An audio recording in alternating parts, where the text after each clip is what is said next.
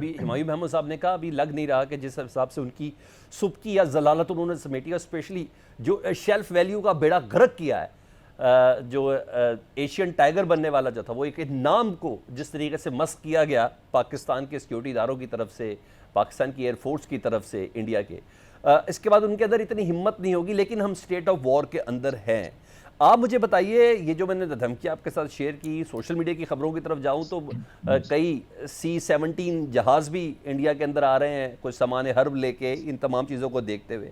आपको लगता है राजनाथ साहब की ये भारत की आवाम को तसल्लियां दे रहे हैं कि हमें संजीदगी से लेना चाहिए इन धमकियों को? बहुत शुक्रिया आपका भी और सेनेटर साहब का भी, जो उन्होंने स्माइल पिक कर ली। Thank you very much sir. और जहाँ तक राजनाथ सिंह साहब का ताल्लुक है, वो समझ गए हैं कि उनके जो मेजॉरिटी, उनके मुल्क की आवाम क्या देखना चाहते हैं, क्या सुनना चाहते हैं। उन्होंने अपने बयान में कहा कि ऑपरेशन सिंदूर ख़त्म नहीं हुआ है, ये भी जारी है, और अभी ट्रेलर है, अभी फिल्म आएगी।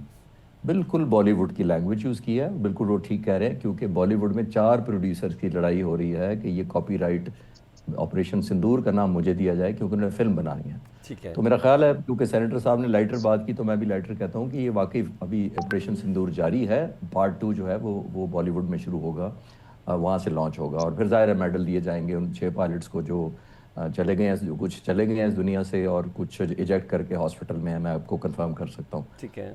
जहाँ तक सवाल ये है कि ये क्या सेटिस्फाई करना चाहते हैं, देखिए वॉर मॉन्गरिंग, आप ये बताइए, सिंपल देख लेते हैं कि हिंदुस्तान के वज़ीर आज़म मिसाइल साइट्स पर गए तो एयरफोर्स चीफ कहाँ थे? मैं आपसे सवाल करता हूँ, मीडिया मुझे ढूंढ के दिखाएं। आप एयरबेस पे विजिट कर रहे हैं और आपके फ़िज़ाइया के सरबराह नहीं है साथ। मेरे नॉलेज के मुताबिक, या मैंने अपनी जो कंफर्म कर सका, उन्होंने कहा था मैं शक्ल नहीं देखना चाहता एयर चीफ की। मिसाइल जो हैं वो उन्होंने दिखा दिए कि ये खड़े हैं हमारे, तो air vice marshal Aurangzeb Nigam ने तो मिसाइल मारे ही नहीं है। हमने तो आपकी आंखें हैं, जो आई साइट है, जो रेडार है, हमने चीज़ बोर्ड है, उसको हिट किया है, जो 400 से लेकर 600 किलोमीटर तक जो टारगेट आने वाला होता है उसको देख लेता है। जाहिर है हमने मिसाइल को क्यों मारना है? हमने मारना उसको था जो हमें देखेगा पहले, मिसाइल तो बाद में फायर होगा, और अगर देखेगा ही नहीं तो मिसाइल कैसे फायर होगा? फिर आप 10 किलोमीटर तक भी नहीं फायर होगा। अगर हिंदुस्तानी रेडार हमें पिक नहीं करेगा तो मिसाइल फायर कैसे करेगा? तो ये मॉन्गरिंग की बातें और ये वाला डेवलप करना सिनेरियो कि हम एक और जो न्यू नॉर्मल आपने पूछा है, वो मैं जवाब देता चलता हूँ।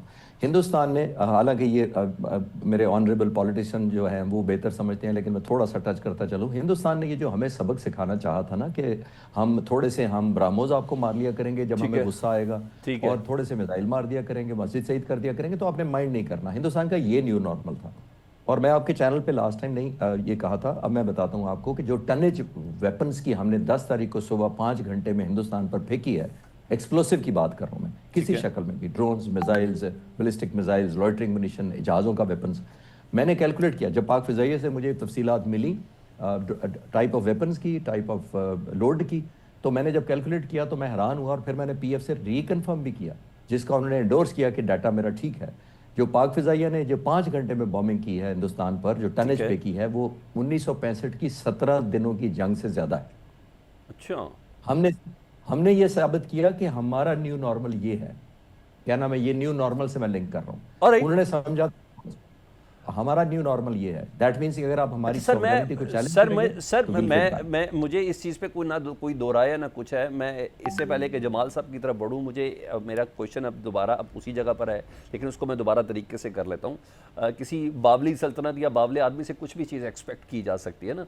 ये तो तय है कि पाकिस्तान में यौम तशक्कुर भी है, पिछले 2 दिनों से हम अच्छा खासा धमाल भी डाल रहे हैं, भंगड़े भी डाल रहे हैं, यूनिट की सतह पे भी, सड़कों की सतह का भी, कोई पूरा पाकिस्तान आज खुश है। मैं हैरान हूँ कि मैं दूर अफ्तादा इस कद्दू के गांव तक में सेलिब्रेशन चल रही है। इस्लामाबाद में आज ज़बरदस्त किस्म का हुआ, पूरे सारों सूबों में हुआ।